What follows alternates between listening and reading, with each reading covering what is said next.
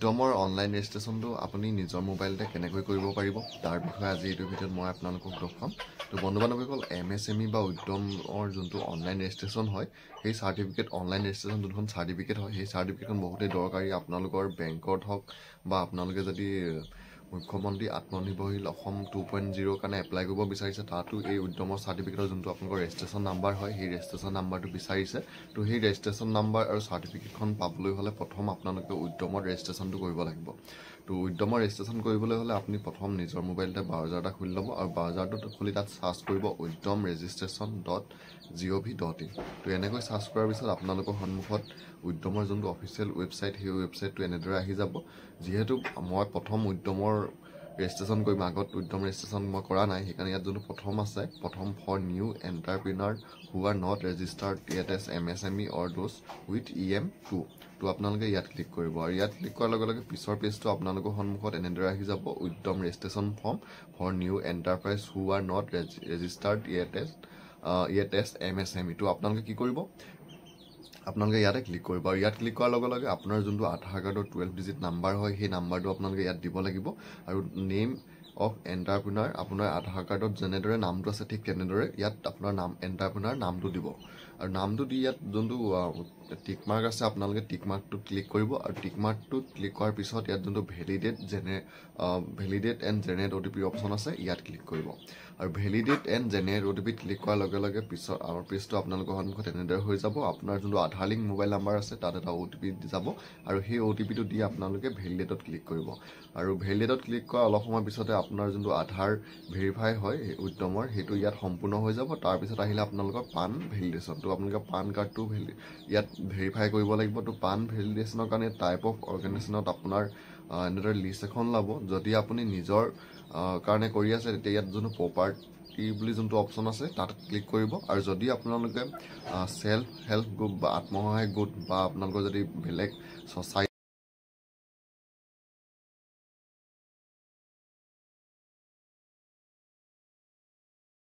তলৰ কেইটাও আপোনালোকে চিলেক্ট কৰিব পাৰে। তো মোৰ যিহেতু মই নিজৰ কাৰণে ইয়াত কৰি আছোঁ, সেইকাৰণে মই ইয়াত প্ৰপাৰ্টিত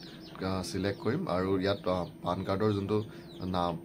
নাম্বাৰ হয়, আপোনালোকৰ সেই পান কাৰ্ডৰ নাম্বাৰটো ইয়াত দিব লাগিব আৰু পান কাৰ্ডৰ নাম্বাৰটো দিয়াৰ পিছত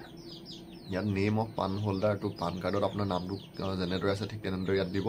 তাৰপিছত আপোনাৰ পান কাৰ্ডত থকা DOB-টো ইয়াত দি পানি ইয়াত তলতে এটা অপশ্যন পাব, আপোনালোকে ইয়াত এটা অপশ্যন পাব ডিক্লেৰেশ্যনত ক্লিক কৰিব আৰু ডিক্লেৰেশ্যনত ক্লিক কৰি পান ভেলিডেটত ক্লিক কৰিব আৰু পান ভেলিডেটত ক্লিক কৰাৰ লগে লগে পিছৰ পেজটো আপোনালোকৰ সন্মুখত এনেদৰে আহিব, ইউৰ পান হেজ বিন ছাকচেছফুলি ভেৰিফাইড। তো ইয়াত আপোনালোকে কণ্টিনিউত ক্লিক কৰিব আৰু কণ্টিনিউত ক্লিক কৰাৰ লগে লগে ইয়াত আপোনালোকৰ পিছৰ পেজটো এনেদৰে খোল খাই যাব। ইয়াত আপোনালোকক সুধিছে have you fill the ITR for previous year. যিহেতু মোৰ পান কাৰ্ডটো ডিলত ইয়াৰ মোৰ ডিটেইলছখিনি আহিয়ে গৈছে, মই নাই দিয়া কাৰণে ইয়াত ন'। তো যোনসকলে দিয়ে তেওঁলোকৰ য়েছ আহি যাব আৰু যোনসকলে নিদিয়ে তেওঁলোকৰ ইয়াত ন' আহি যাব। তাৰপৰা সুধিছে ডু ইউ হেভ GSTN। মোৰ যিহেতু নহয়, সেইকাৰণে মই ইয়াত ন'ত ক্লিক কৰিম আৰু ন'ত ক্লিক কৰাৰ পিছত পিছৰ পেজটো আপোনালোকৰ সন্মুখত এনেদৰে আহিব। ইয়াত আপোনালোকৰ মোবাইল নাম্বাৰ আৰু ইমেইল আইডিটো দি ল'ব। তাৰপৰা মোবাইল নাম্বাৰ আৰু ইমেইল আইডি দিয়াৰ পিছত অলপ তললৈ আহিব। তললৈ আহি আপোনাৰ যোনটো ছ'চিয়েল কেটেগৰী, ইয়াত আপোনাৰ কাষ্টটো দিব লাগিব। কাষ্টটো দিয়াৰ পিছত আপোনাৰ জেণ্ডাৰটো দিব। জেণ্ডাৰটো দিয়াৰ পিছত আপোনাক সুধিছে দিব্যাংগ নেকি, যদি হয় আপোনালোকে য়েছত দিব আৰু যদি নহয় ইয়াত ন'ত ক্লিক কৰিব। তাৰপিছত সুধিছে নেম অফ এণ্টাৰপ্ৰাইজ। তো নেম অফ এণ্টাৰপ্ৰাইজত আপোনাৰ যোনটো আপোনাৰ যদি দোকান আছে, তেতিয়া আপোনাৰ তাৰ দোকানৰ নামটো দিব পাৰে। যদি আপোনাৰ ব্ৰইলাৰ ফাৰ্ম বা কিবা বেলেগ তেনেকুৱা ছাগলী ফাৰ্ম আছে, তেতিয়া আপোনাৰ নিজৰ নামটো দি শ্বৰ্ট ফৰ্মত এণ্টাৰপ্ৰাইজ বুলি লিখি দিব পাৰে। তো এইখিনি দি হোৱাৰ পিছত আপোনালোকে ইউনিটটো এড কৰিব লাগিব। আপোনালোকে ইয়াত আপোনালোকৰ কেইটা ইউনিট আছে আপোনালোকে এড কৰিব লাগিব। যিহেতু মই ইয়াত যোনজন মানুহৰ কৰি আছোঁ, তেওঁ ছাগলী ফাৰ্ম আছে আৰু ছাগলী ফাৰ্মৰ তেওঁ এখনেই আছে, ঘৰত পুহিছে, সেইকাৰণে মই ইয়াত ইউনিটত অকল এটাইহে এড কৰিম আৰু এটা দি পানি এড ইউনিটত ক্লিক কৰিম আৰু এড ইউনিটত ক্লিক কৰাৰ পিছত আপোনালোকৰ ইউনিট নেমটো সুধিছে, আপোনালোকে ইউনিট নেমটো ইয়াত দিব লাগিব আৰু তাৰপিছত আপোনালোকৰ ইউনিটটো আপুনি য'ত দিছে তাৰ আপোনালোকৰ এড্ৰেছটো দিব। মই ইয়াত মোৰ নিজৰ ঘৰৰ এড্ৰেছটোকে দিম, যোনজন মানুহ কৰি আছোঁ তেওঁৰ ঘৰৰ এড্ৰেছটো ইয়াত দি দিম। তাৰপিছত ভিলেজৰ নামটো, ব্লকটো কি পৰে, তেওঁ road, city, pincode, state, district এই সকলোবিলাক ইয়াত দি মই এড প্লেনত ক্লিক কৰিম আৰু এড প্লেনত ক্লিক কৰাৰ লগে লগে তেওঁ যোনটো ইউনিট হয় সেইটো ইয়াত এড হৈ যাব তাৰপিছত আহিলে অফিচিয়েল এড্ৰেছ অফ এণ্টাৰপ্ৰাইজত মোৰ যিহেতু মই যোনজন মানুহৰ কৰি আছোঁ তেওঁ ঘৰৰ এড্ৰেছটোৱে দিছিলোঁ সেইকাৰণে অফিচিয়েল এড্ৰেছতো মই ইয়াত ঘৰৰ এড্ৰেছটোৱে দিম আৰু ঘৰৰ যোনখিনি এড্ৰেছ দিছিলোঁ সেইখিনি ছেম টু ছেম দিম আৰু ছেম টু ছেম দি আপোনালোকে আকৌ মই দি যোনটো গেট দিম দিয়াৰ পিছত আহিলে আপোনালোকৰ গেট লেটিটিউড এণ্ড লংটিটিউড তো ইয়াত আপোনালোকে লোকেশ্যনত আপোনাৰ যোনটো লেটিটিউড আৰু লংটিটিউড হয় এইকেইটা আপোনালোকে চিলেক্ট কৰিব লাগিব চিলেক্ট কৰিবলৈ ইয়াত আপোনালোকে গেটত ক্লিক কৰিব আৰু গেটত ক্লিক কৰাৰ পিছত আপোনালোকৰ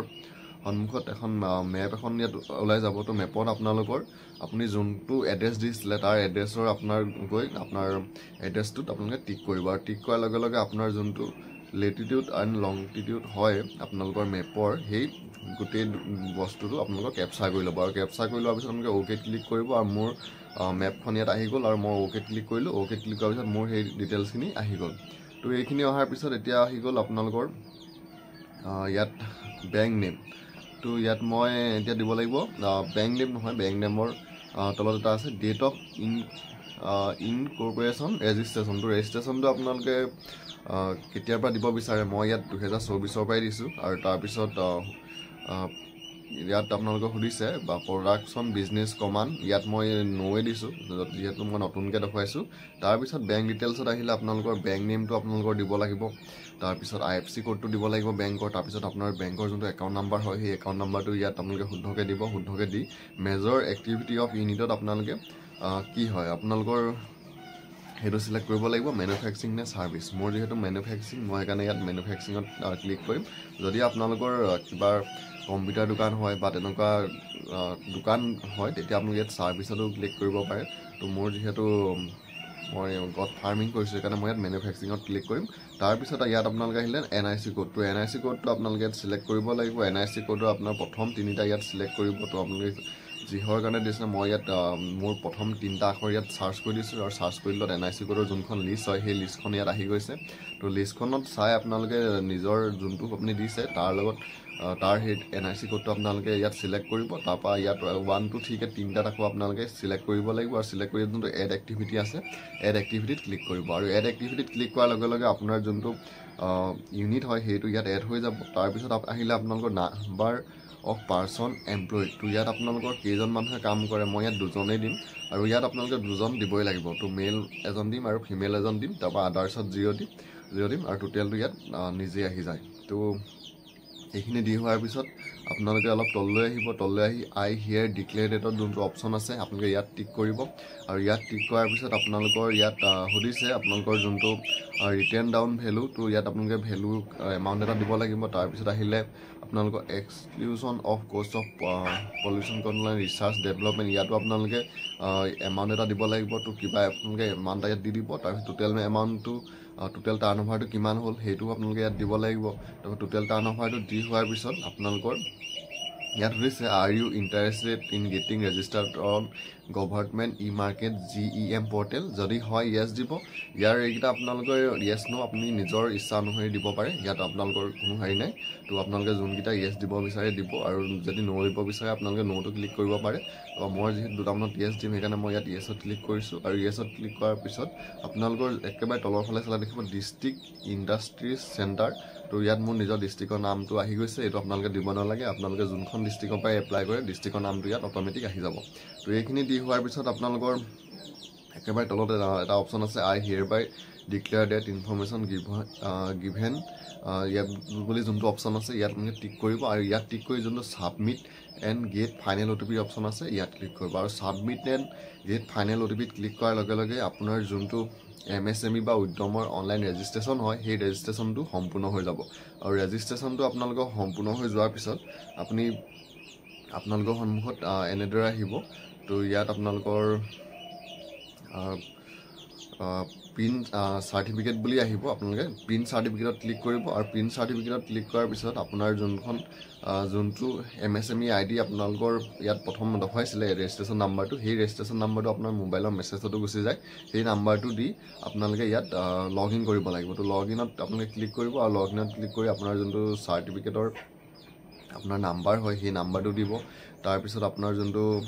চাৰ্টিফিকেট নাম্বাৰ দিয়াৰ পিছত আপোনালোকৰ দুটা অপশ্যন আছে, এটা আছে OTP অন মোবাইল আৰু OTP অন ইমেইল। তো মই মোবাইলৰ OTPটো চিলেক্ট কৰিম আৰু গেট OTP ক্লিক কৰিম। তাৰপৰা মোৰ যোনটো ৰেজিষ্টাৰ্ড মোবাইল নাম্বাৰ আছিলে উদ্যমত প্ৰথমতে মই দিছিলোঁ, সেই নাম্বাৰটোত এটা OTP যাব আৰু সেই OTPটো দি মই ইয়াত ভেলিডেট OTPটো লগইনত ক্লিক কৰিম আৰু ভেলিডেট OTPটো লগইনত ক্লিক কৰাৰ লগে লগে আপোনাৰ এপ্লিকেশ্যন ফৰ্মখন এনেদৰে আহি যাব। তাৰপিছত ইয়াত পিন চাৰ্টিফিকেটত গৈ আপুনি আপোনাৰ যোনখন উদ্যমৰ অনলাইন ৰেজিষ্ট্ৰেশ্যন চাৰ্টিফিকেট হয় সেই চাৰ্টিফিকেটখন আপুনি প্ৰিণ্ট আউট কৰি ল'ব পাৰিব। তো বন্ধু বান্ধৱীসকল, আপোনালোকেও এনেদৰে উদ্যম বা MSME যি অনলাইন ৰেজিষ্ট্ৰেশ্যন হয় সেয়া আপুনি কৰিব পাৰিব।